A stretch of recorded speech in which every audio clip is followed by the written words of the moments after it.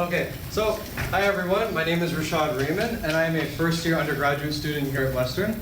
I study in the Faculty of Arts and Humanities, and today I'm going to focus on two particular subjects, philosophy and theology. So it's going to be a little bit of a different spirit than the scientific spirit today, but nevertheless I hope I can be as rigorous, perhaps. I'm not sure. But so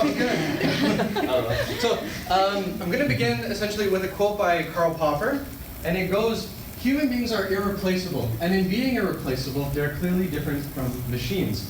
So he wrote this in a book with Sir John Eccles, who is a Nobel Prize-winning neurologist in, I believe, 1985. They wrote a book called The Self and Its Brain. And what he said there was significant. He said, well, insofar as they're replaceable, why? Why is that the case? You need some sort of explanation. And what he said was, if you begin with a sort of materialistic framework, what you get is matter rearranging and rearranging, but you don't get value. You might get a particular sort of useful value, but you don't get a value of rarity. And so what I want to do is I want to offer an explanation of consciousness, perhaps, and I'm going to see if there's other alternatives which will work.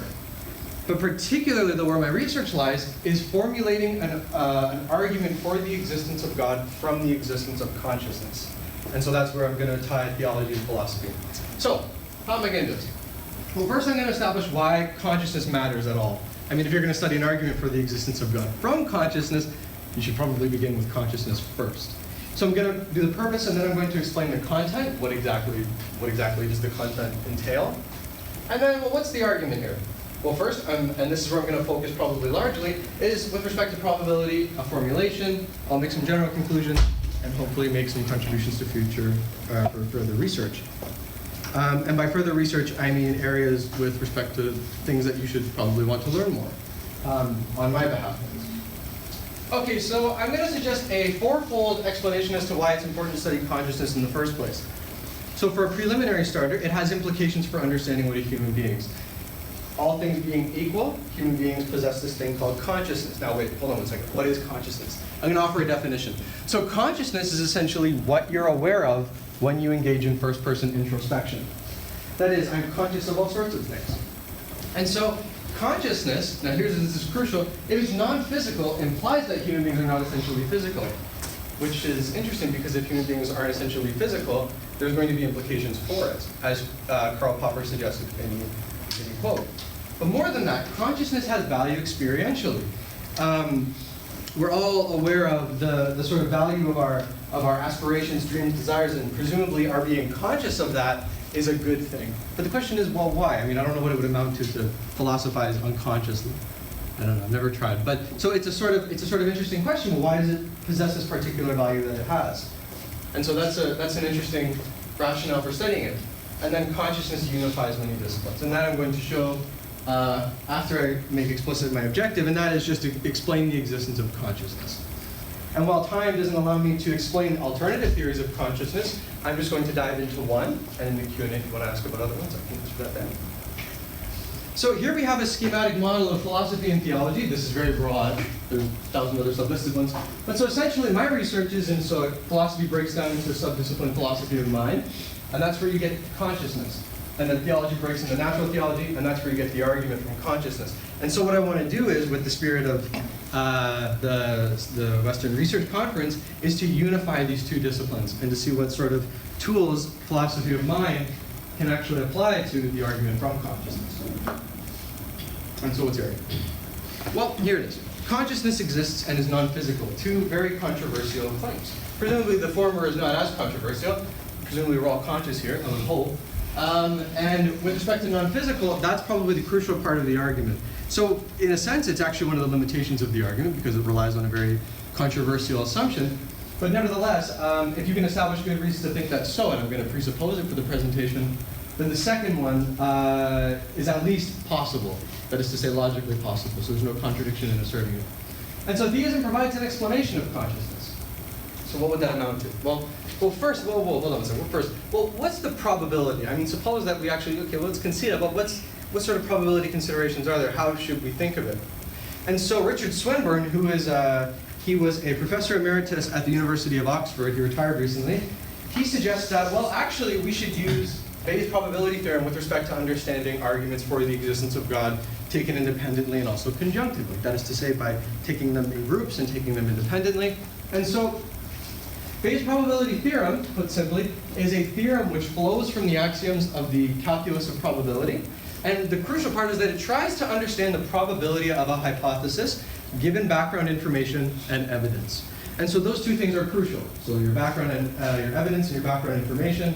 And we adopt this all the time. I mean, what's the probability that the library is open, given that it's Sunday and also that I have a project to do, or something like that. So the point is you want to find out what sort of probability considerations there are, and these are indispensable. So those things are essential.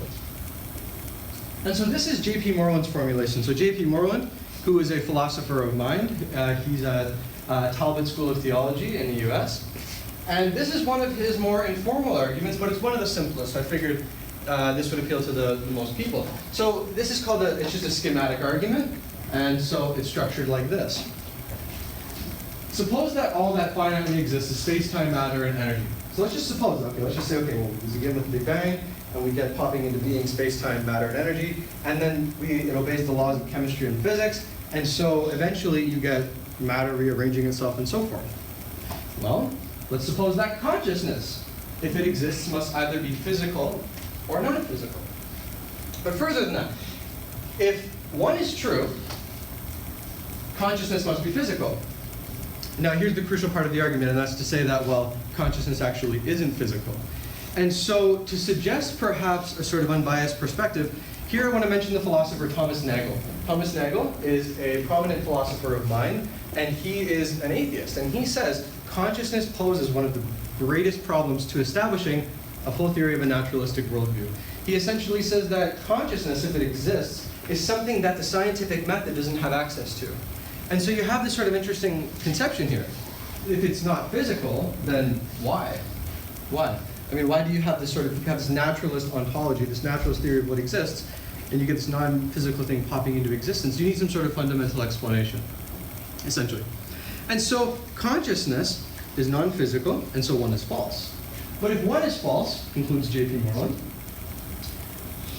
it cannot reside in the universe, because it must be exemplified by a subject. Oh, sorry, I'm going to clarify this. Right. So if it's not in the universe, but it exists, it logically must be outside of the universe. Now, why is that? Why can't it be inherent in matter or something like that? Well, the problem here is that consciousness is never independent of a subject.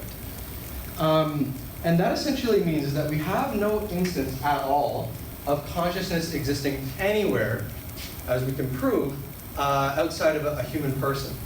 So it's one sense own. It's not just that consciousness floats in the wind. It's no, I am conscious. I am a person. And so I use my linguistic tools to express it. But if that's the case, it must be logically prior, not temporally prior, but logically prior to the universe. But this is something that theists have traditionally called God. And so this argument essentially meets other helpful criteria. These criteria come from one of J.P. Moreland's later books in 2008 called Consciousness and the Existence of God. And he says, well, it meets a sort of standard to which we hold scientific theories and adjudicating which scientific theory we want to hold to. And so it meets the fact that it's basic. So for example, on a theistic worldview, God is basically a conscious being. So you never have pure matter, that's the point. But with respect to epistemic virtues, it's explanatorily powerful. It explains phenomena, so to speak. It explains the existence of finite consciousness that we experience. And so it's also at home in the theory. It's nothing new, so to speak. And so the conclusion is the best explanation of consciousness is the existence of God. And so future research, you can deny that Bayes' probability theorem flows from the axioms of the calculus of probability, but although in my view it would be ad hoc, it would just be trying to avoid the hypothesis, that's something that you could do, and I think that's something that must be worked with. Or you could use inference to the best explanation, or deduction, and these are all sorts of formulations of the argument, and my research entails which one of them is going to be the most successful, essentially. And so while I think that not all of them work, there are ones I think that are promising, such as the one that I've presented. In 2011, Timothy O'Connor and Kevin Kimball wrote an essay called The Argument from Consciousness Revisited. And what they want to do is they want to say, no, it works, but in another sense. And so there are important objections to this argument. And so, in my view, I think that once we understand the ontology of consciousness, that's to say the existence of consciousness, it might actually lead us into further insights about the value of consciousness itself. And so, prior to ending my presentation, I want to thank my friends, family, and attendees for being here. Almost not on time, but that's okay. I appreciate it very much. Thank you.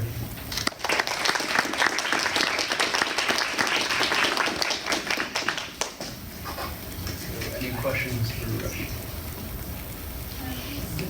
If you could re-explain how anything that's non-physical must reside outside the universe?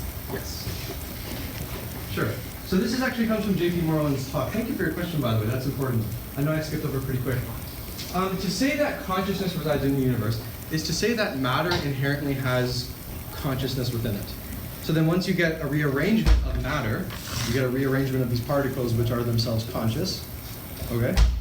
And so once you do that, you somehow get a unified subject possessing consciousness.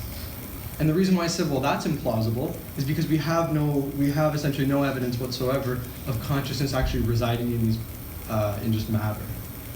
Does that answer your question? Kind of. It's that part I get. Okay. It's just the fact that I think this is the way that you worded it, that if it is non-physical, it can't be in the universe. So other things that are non-physical, such as like energy, is that saying that? I don't think energy is non-physical. Pardon me? Energy is physical. Yeah, energy is physical. No, I'm not a scientist either. That's okay, so I'm struggling. No, that's a great question. Now, I'm not saying that nothing immaterial or non-physical can't exist in the universe. I'm saying that it can. I'm saying that the explanation for it can't be in the universe. That's the claim I'm supporting. Thank you for your question. It's a good question. Question over here. I think that's what I was. I'm a biologist, Nice. and I'm a very science-oriented person.